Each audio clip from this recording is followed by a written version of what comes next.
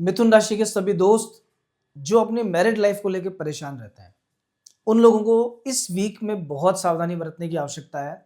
कुछ ऐसे प्लैनेट्स की पोजीशन बनी हुई है जो कहीं ना कहीं आपके दाम्पत्य जीवन को नुकसान पहुंचा सकती है, और अच्छे भले चलते हुए जीवन में कुछ गलतफहमियां क्रिएट हो सकती हैं, परेशानियों की शुरुआत हो सकती है, कुछ खराब हो सकता है। तो दोस्तों, बहुत सावधान रहना, बहुत सावधानी बरतना, बहुत सी प्रॉब्लम्स आ सकती हैं, स्पेशली मैरिज लाइफ को लेकर के।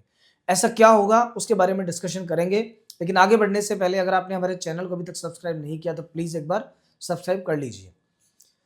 तो आइए शुरू करते हैं। तो देखिए, हाल फिलहाल मंगल और सूर्य दो ग्रह एक साथ सेवंथ हाउस में गोचर करेंगे, और ये जो सेवंथ हाउस में इन दो ग्रहों के अतिरिक्त शुक्र और बुध सिक्स्थ हाउस में भी दो ग्रह विराजमान है। क्या होता है, जब भी कभी सेवंथ हाउस में मंगल बैठ जाए उसे हम कुंडली में बोलते हैं मांगलिक योग। और मांगलिक योग कितना खराब होता है ये आप सभी जानते हैं। बहुत से लोग इसके बारे में चर्चा करते हैं, बहुत परेशान रहते हैं, क्योंकि मंगल मंगल और अमंगल दोनों करते हैं। ये जब किसी भी तरह से सेवंथ हाउस से संबंध बनाते हैं तो थोड़ी कड़ुआहट देते हैं, थोड़ी प्रॉब्लम्स देते हैं, एंगर बढ़ाते हैं, गुस्सा बढ़ाते हैं, और इन सब चीज़ों के कारण व्यक्ति के अच्छे भले चलते हुए दाम्पत्य जीवन में प्रॉब्लम आना स्टार्ट हो जाती है।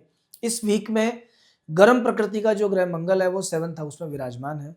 इतना ही नहीं, सूर्यदेव भी 15 तारीख को राशि चेंज करके सिक्स्थ हाउस से सेवंथ हाउस में आ जाएंगे। सातवें घर में सूर्य ऑलरेडी अत्यंत तेजस्वी प्लेनेट है, अग्नि तत्व प्रधान है, फायरी नेचर वाले सूर्य ग्रह हैं। जब अगर किसी की कुंडली में सेवंथ हाउस में सूर्य है तो आप देख लेना उस व्यक्ति के मैरिड लाइफ में प्रॉब्लम आती है। अगर आपके फैमिली में कोई भी ऐसा पर्सन है जिनकी जन्म पत्रिका में इस जगह पर सूर्य विराजमान है, तो उनके शादीशुदा जीवन में दिक्कत आई होगी, 100% आई होगी।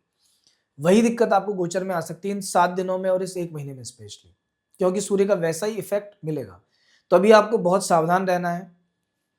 हस्बैंड वाइफ के बीच में कोई डिस्टर्बेंस, कोई मिसकम्युनिकेशन नहीं होना चाहिए। गुस्से की सिचुएशन बनेगी, लड़ाई की सिचुएशन बनेगी, लेकिन अपने आप पे कंट्रोल रखना। ऐसा कोई काम, ऐसी कोई गलती आपसे नहीं हो जाए कि जिसके लिए आपको आगे पछताना पड़े और आपका रिश्ता खराब हो जाए। तो दोस्तों, जो पहला सजेशन है सप्ताह का वो है आपके दाम्पत्य जीवन को लेके सावधानी। इसके अलावा बहुत सी अच्छी चीजें भी इस सप्ताह में होने वाली है, आने वाले समय में होने वाली है, इनकी चर्चा हम करेंगे। आप कंटिन्यू बने रहिए। और एक और बात, अगर आपकी मैरिड लाइफ में डिस्टर्बेंस है, हस्बैंड वाइफ के बीच में विचार नहीं मिलते हैं, बहुत सारी दिक्कतें हैं, इसका स्पेशल उपाय हम इस वीडियो में आपको बताएंगे, लेकिन थोड़ा आगे। आप बने रहिए कंटिन्यू हमारे साथ। अभी ये समय मेहनत का समय है। थर्ड हाउस में जब केतु होते हैं, व्यक्ति से बहुत मेहनत कराते हैं। ऐसा आदमी दिन और रात एक करता है सफलता प्राप्ति के लिए। उसको कैसे भी करके सफल होना है, उसके लिए जितनी मेहनत करनी पड़े वो करता है। तो अभी वैसा ही समय आपका चल रहा है। अगर आप मेहनत करेंगे सफलता मिलेगी भी आपको। तो थोड़ी सी सेफ्टी, थोड़ी सावधानी के साथ आगे बढ़िए। अगर आप कोई सेल्फ एम्प्लॉयमेंट चाहते हैं, मीन्स अगर आप कोई व्यापार शुरू करना चाहते हैं, अभी का समय किसी भी शुरुआत के लिए बहुत ही बेहतर है, बहुत ही अच्छा है, आप कीजिए। अगर आप मीडिया के फील्ड में कोई काम करना चाहते हैं या रिलोकेट होना चाहते हैं किसी दूसरी जगह पर, स्थान परिवर्तन करके कहीं जाना चाहते हैं, ऑफिस भी चेंज करना चाहते हैं, तो अभी परफेक्ट टाइमिंग चल रहा है, उसका फायदा आपको मिलेगा। स्वास्थ्य के दृष्टिकोण से समय बहुत अच्छा है। मान सम्मान मिलने के योग बनते हैं। अगर आप एक स्पोर्ट्स पर्सन हैं तो हो सकता है स्पोर्ट्स की दुनिया में आपको ऐसा काम करें, ऐसा कुछ आपको ऐसी सफलता मिले कि जिससे आपका नाम पेपर में आए, लोग उसको याद रखें, क्योंकि आने वाला समय ऐसा बन रहा है। स्पोर्ट्स में जितने भी लोग हैं मिथुन राशि के, उन सभी को मार्च अप्रैल तक विशेष लाभ मिलने का योग बनता है। कोई प्रतियोगिता परीक्षा अगर होनी है उसमें आपको सफलता मिलेगी। एक और बात, लग्न में विराजमान बृहस्पति ये घर में कोई ना कोई शुभ कार्य जरूर करवाते हैं। आप चेक करके देख लीजिए, पिछले मार्च से लेकर के, मार्च 2025 से लेकर के लगभग जून 2026 तक आपके घर में कोई ना कोई शुभ कार्य होगा। और शुभ कार्य छोटा मोटा नहीं, विशेष तौर पे कोई बड़ा शुभ कार्य। कैसे? या तो कोई संतान का जन्म हो सकता है, आप ऐसा कुछ उम्मीद कर रहे हैं, बहुत लंबे समय से संतान का वेट कर रहे हैं, अभी ऐसा कुछ हो सकता है।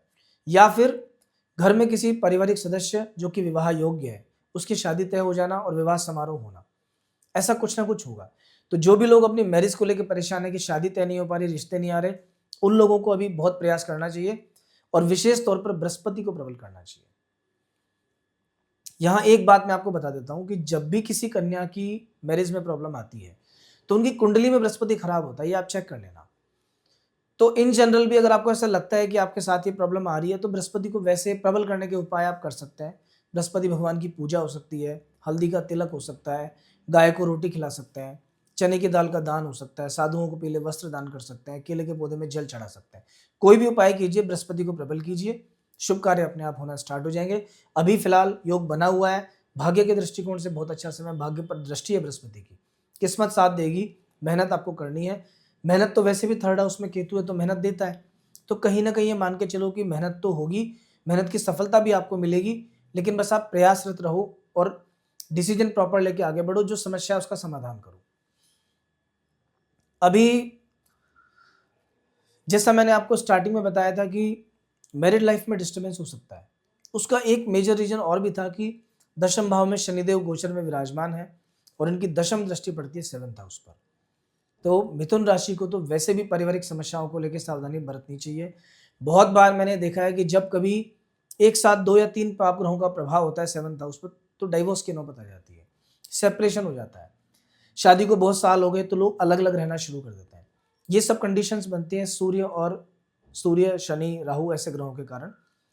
तो अभी शनिदेव भी कुछ ऐसा इफेक्ट दे रहे हैं। अगर आप पार्टनरशिप में काम करते हैं तो पार्टनरशिप के काम में भी सेफ्टी के साथ आगे बढ़ना, सावधानी के साथ आगे बढ़ना, वरना वहां भी थोड़ा डिस्प्यूट हो सकता है, कोई मिसअंडरस्टैंडिंग हो सकती है, वैचारिक मतभेद हो सकता है, दो पार्टनर्स में किसी छोटी सी चीज को लेकर वाद विवाद हो जाए।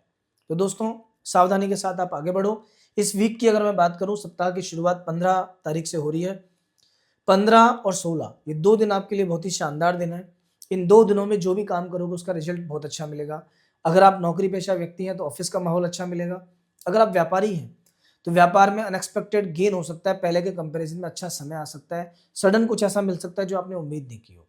अगर आप शेयर मार्केट्स में इन्वेस्ट करते हैं तो भी ये दिन आपके लिए परफेक्ट है। इन 2 दिनों में किया गया इन्वेस्टमेंट आपको फलेगा ही फलेगा, आज नहीं तो कल वो प्रॉफिट देगा। जल्दबाजी में पैसा निकालने की आवश्यकता नहीं है।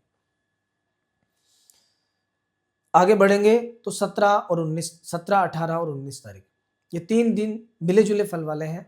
थोड़ा सा मन में उदासी रहेगी और जिन लोगों को ऑलरेडी पहले से सर्दी खांसी जुकाम की शिकायत है वो लोग थोड़े से परेशान हो सकते हैं, उनको थोड़ी सी दिक्कतें आ सकती हैं। बाकी वैसे ये समय आपको अच्छा और बुरा दोनों तरह का फल देगा। धन के मामले में विशेष अच्छा रहेगा, खर्च थोड़े से बढ़ेंगे लेकिन फिर भी पैसे की इनकम कहीं से आएगी। रोग ऋण शत्रु पे विजय प्राप्त करने जैसी स्थिति बनेगी, रोग भी कम होंगे, शत्रु भी कम होंगे, कर्जा भी चुकने की नौबत आएगी। वीकेंड के जो 2 दिन है 20 और 21 तारीख, यहां आपको सावधानी बरतनी है। 2 दिन आपके लिए स्पेशल खराब है। इन 2 दिनों में दिक्कत आएगी,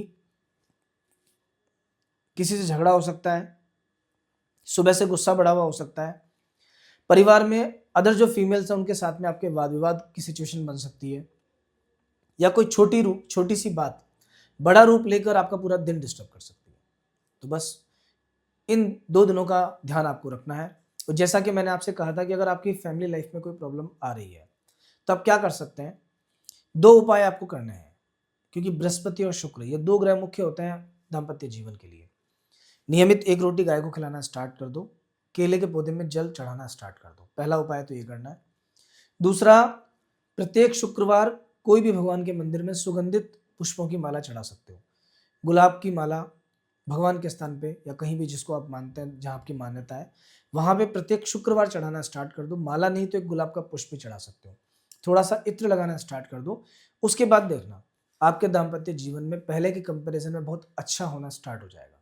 तो मित्रों, ये था आपका साप्ताहिक राशिफल। बहुत जल्दी आपको ईयरली राशिफल भी देखने को मिलेगा, लेकिन अगर आप चाहते हैं वो सब आपको देखने को मिले तो पहले हमारे चैनल को भी सब्सक्राइब कर लीजिए। नेक्स्ट वीक फिर हम मिलेंगे दोबारा। जय श्री राम।